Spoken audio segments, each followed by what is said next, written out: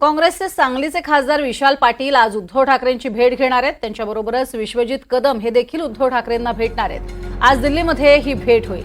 लोकसभा निवडणुकीत महाविकास आघाडीमधल्या सांगली पॅटर्न नंतर पहिल्यांदाच ही भेट होणार आहे। सांगलीमध्ये काँग्रेसमधनं विशाल पाटील हे इच्छुक असूनही उद्धव ठाकरेंनी परस्पर चंद्रहार पाटील यांचं नाव जाहीर केलं होतं आणि त्यानंतर काँग्रेसमधनं बंडखोरी करत विशाल पाटील हे अपक्ष लढले आणि निवडूनही आले।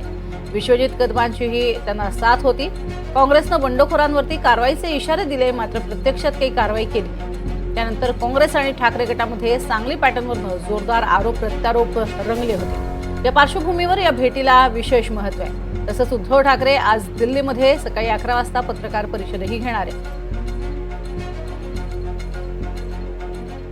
इकडे विशाल पाटील आणि उद्धव ठाकरे यांची ही महत्त्वाची भेट असेल। पहिल्यांदाच विशाल पाटील हे उद्धव ठाकरेंची अशा पद्धतीने भेट घेणार आहेत।